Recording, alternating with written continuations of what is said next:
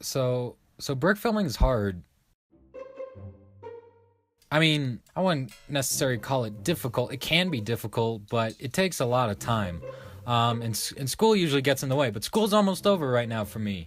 And I want to make some changes here. So this is where the YouTuber Best Guy Ever comes in. I've noticed a few similarities between him and I. Number one, we're super jacked. Like oh my god, with so much many muscles. Oh, both of us. Damn. Secondly, we can both pull off some sick-ass shades, might I add. I mean, oh, look at that. Look at that, that's pretty cool. But most importantly, my point is, he never uploads either. Or rather, he never uploaded. So he started this thing called Miamabj, where he makes a video a day. And you know what? That seems to be working out for him pretty well.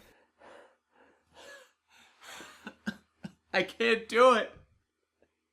I don't have it in me. I'm starting my own challenge, right? And it's totally different. It's called maybe I'll actually make a brick film in June, or just June, because I need June in the title somewhere, or Miamabj. Oh, well, that's unfortunate. So basically, I'm stealing this guy's idea, but it's okay. I got his permission. The goal is basically to make a brick film every day for the month of June. So naturally, none of these animations will probably be longer than like 2 minutes. Half of these are probably just gonna be like 30 seconds. But the point is to kind of spur creativity, you know, and push myself to step outside of my comfort zone. Maybe try out ideas that I've always had, but I've never really pursued too much. So while I'm planning on doing all this Miamabj stuff, I'm also working on a recreation of the Thor Ragnarok trailer, so that's pretty cool. But of course, you know, you'd already know that if you follow me on my various social medias, at LoneClone_ on Twitter and Instagram. Also, I have a podcast, the Blockheads podcast with Aubrey Studios 82. We don't really have like specific topics that we talk about. We just kind of talk about whatever. But sometimes we have guests on, and it's really fun, and people have been making fan art and stuff, and you should go check that out. What else? Oh yeah, thank you guys so much for 9,000 subs. We're so close to 10,000, I can taste it. Of course, check out the Best Guy Ever on YouTube, because I basically got this whole idea from him, and he makes some awesome videos, and he's got a Patreon, and you should go check that out. So yeah, that's that. I am positive I will immediately regret all of this.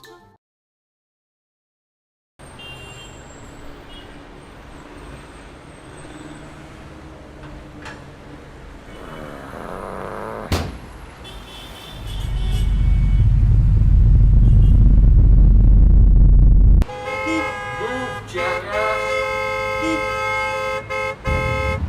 Everything's made out of plastic.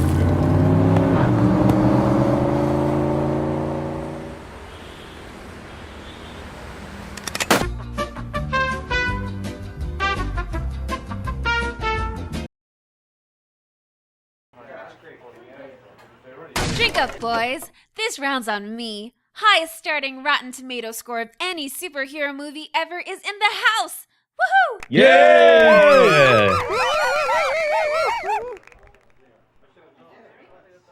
You know, Rotten Tomatoes isn't even a good metric to rate movies by. The number that they give is just asking critics if they had a positive or negative experience with the film. If a critic says the movie wasn't bad, then the score is 100%. Plus, it doesn't matter what the critics think. It's what the fans enjoy and how much money it makes. And that's not even the official minifigure for the movie. Lois, you alright, hon? My key powers are depleting. The key. I guess you really haven't been in a movie for a while. Hey, guys! Look at us. The Trinity. Fighting crime and stuff. You guys excited for Justice League? I know I am.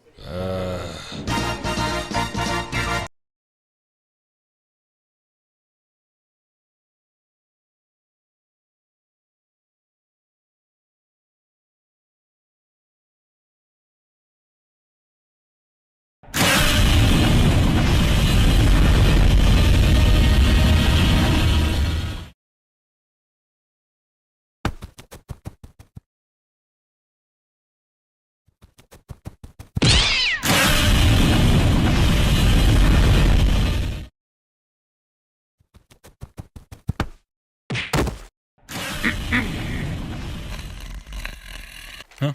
Oh my god, I am so sorry. I'm bad Godzilla, bad. I am putting you in the kettle next time you want to go outside. No more kaijus for snacks, okay? No more, that makes you bad,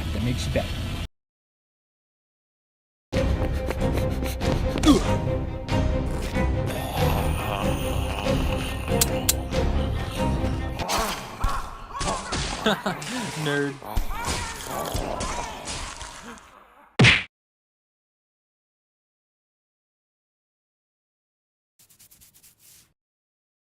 Hey guys, don't mind me, just here to show off how superior I am with my limited edition chrome shiny armor that's like super cool and way better than yours. We already did this video 3 years ago. Hello, darkness, my old friend. I've come to talk with you again, because a vision softly creeping. Welcome, ladies and gentlemen, to the Ultimate Warrior, where we decide the greatest warrior in all of history in a fight to the death, no holds barred match of pure strength and cunning. Let's meet our warriors. Straight out of ancient Rome, the gladiator. Are you not entertained? The turban-wearing tirade, also known as the Arabian warrior. The ancient Japanese samurai. And finally, Captain America. Without the super soldier serum. Alright boys, I want a good clean competition here. Nobody has to get disemboweled. Nothing under the belt. That Anime Snob is a long-running shonen anime often compared to the likes of Naruto, Bleach, and One Piece. Much like those animes, it's agreed upon that this anime should have ended a long time ago. The show follows the life of an overweight and repulsive anime reviewer named Conrad Collins as he goes through midlife crises on a daily basis. You'd think there would be some kind of deep insight on the effects of loneliness so far into someone's life, but the series lacks any kind of substance at all. Every time it tries to make a point about anything, it comes off as rushed and shallow. Also, the dub for that Anime Snob is absolute garbage. I know that voice acting isn't as big in Western society, but come on! The subs need some work as well. The anime has been so unpopular that it's had to resort to cross-promoting with bigger, more popular animes to steal their audiences, which often doesn't work out very well. Overall, I'd give that Anime Snob a score of 87 out of 100. Welcome back, ladies and gentlemen, to another round of the Ultimate Warrior. Let's take a look at our newest batch of warriors. Hold on to your meatballs. All the way from Scandinavia, it's the Viking. Sherwood Forest can't contain the swift skill contested by the Rogue Archer. Arrow sucks. Famously featured in Beverly Hills Ninja, it's the Ninja. And finally, Iron Man. Without the Iron Man armor. Fight!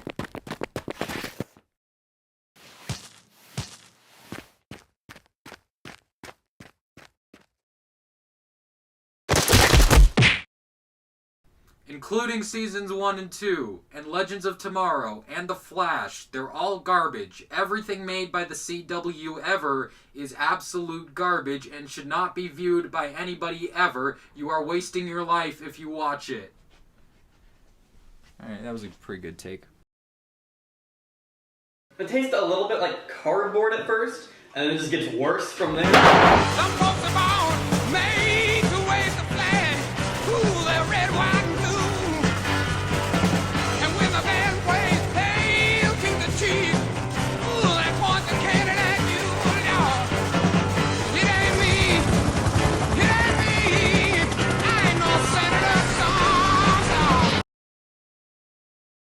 It sounds presumptuous, doesn't it? You'd think that the best stop-motion animated Lego film would be some beautifully animated 24 FPS yet-to-be-discovered art house flick known only by the Bricks in Motion cult. Or if you're 12, Avengers vs. Hulk. But what makes Clone Training Center the best when put up against hundreds, thousands of contenders? I mean, sure, it's fun, the characters are memorable, and the concept is unique, but while the animation is good, it's not incredible, especially when compared to some of the more fluid action films out there. Some might even consider it basic. And yeah, while it's a simple comedy story, it doesn't say anything on a deeper, more artistic level, which a lot of people would assume from the greatest. For me, what sets this brick film apart from the rest is style and the spirit of brick filming. Something CTC does exceedingly well is setting a tone and sticking to it. From Bridges' opening monologue, we're dealt some of the dry humor that's seen throughout the film, but more importantly, the rhythmic bass line that accompanies it acts as a precursor to the jazzy soundtrack that really gives the brick film style. Oftentimes, the soundtrack to a brick film is abused, with many people resorting to one of a dozen Kevin MacLeod songs that are constantly cannibalized between thousands of creators for their ease of access. This video really knows when music should be used and what music should be used. From the silly and fun acoustics of Gus's introduction to the deafening lack of music in Bridges' interview, the overall vibe given from Clone Training Center is one of laid-back viewing and well-timed humor, waiting for the perfect moment to deliver a punchline. The animation style doesn't force hyperactive, random equals funny humor, yet allows for those over-the-top moments to shine through when necessary and shake up a more subdued scene. Now, call it bias, call it nostalgia goggles, call it whatever, but Clone Training Center was the first brick film I ever saw. This was back in 2009, when the iTouch was the hottest gadget in elementary school, and the YouTube app was pre-installed and looked like this.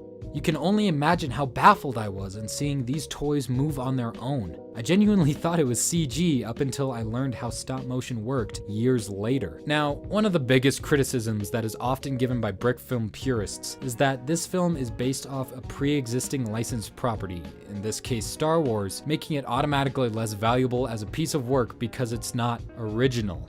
The argument of value gained from originality versus building on others' works is for another video, but right now I'm contesting that that isn't the case at all for this brick film.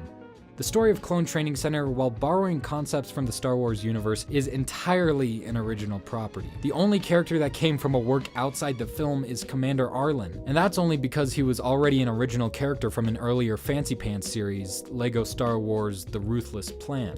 You could literally stick the plot onto any generic boot camp setup and it's the same video. An army needs more troops for an upcoming invasion, so a commander interviews several recruits to assign them to a proper post. One recruit, Tim Larson, is trying his hardest to be assigned to the infantry, but flubs his interview. Another recruit, Gus Flucher, is an idiot and is assigned to infantry alongside Tim because it's apparent that that's the cannon fodder position for rejects. Shove that bad boy into Vietnam and boom, it's perfect. Napalm everywhere.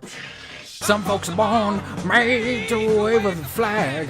Ooh, the red, white, and blue. I think Jordan said it best himself. It's important to note that Clone Training Center never has nor will be loyal to the Star Wars universe. It's a fan adaptation and doesn't include any characters, places, etc. from Star Wars. I'm actually of the mind that the use of Star Wars as a loose backdrop enhances the brick film in the impact it had on aspiring brick filmers. By tapping into stuff that people already love, you gain their attachment to what you're creating and how you're creating it. I can tell you for sure that if CTC was set in that generic boot camp as opposed to the training center for fresh clone troopers, I wouldn't have had the insatiable appetite to create a similar series for nearly a decade like I did and still do to this day. Even when they had a Kickstarter that didn't get funded, I was so excited toward the prospect of the series getting expanded upon, I started cranking out my own Star Wars brick films, just as a means to vent all these creative ideas I was getting in response to the news. Think about the essence of brick filming for a second. What are some of the first brick films that people make? They were probably pretty bad stop motion stories that were made with whatever bricks and minifigs they had lying around. More times than not, whatever's lying around is probably a Star Wars set, or a Batman set, or a Ninjago set. You start making your own stories with the characters everyone knows about, and whatever's in your hands. This is exactly what Clone Training Center capitalizes on and encourages in leading by example. It doesn't matter if what you make follows the canon of a universe or the plot structure of that series. It matters that you're making it your own. So go out there, make what you want, and make it your own.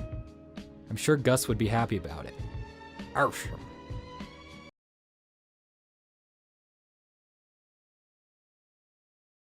The city has just entered its 5th week in an ongoing gang war between the Torochi crew and the 42nd Street Blood Drops.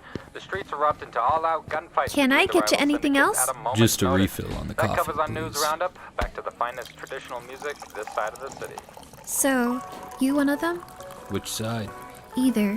Well, I guess you could say I'm more of an independent contractor. You must have a lot of people after you. Comes with the job. I don't like people taking sides. It's on the house. Much appreciated, Larry. My dad wanted a boy. Right.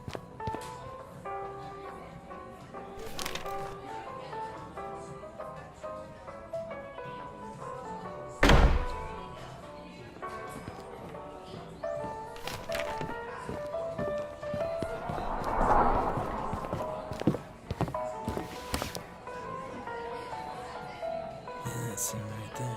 Told us not to make a big scene. Just tell me how much area, man.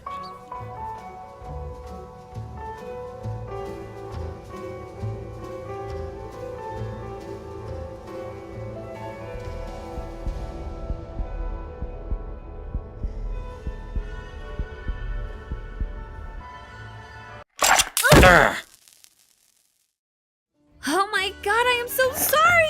Really? I can't believe I just did that. It's like my first day on the job all over again. I'll grab you some napkins. Ugh! Woman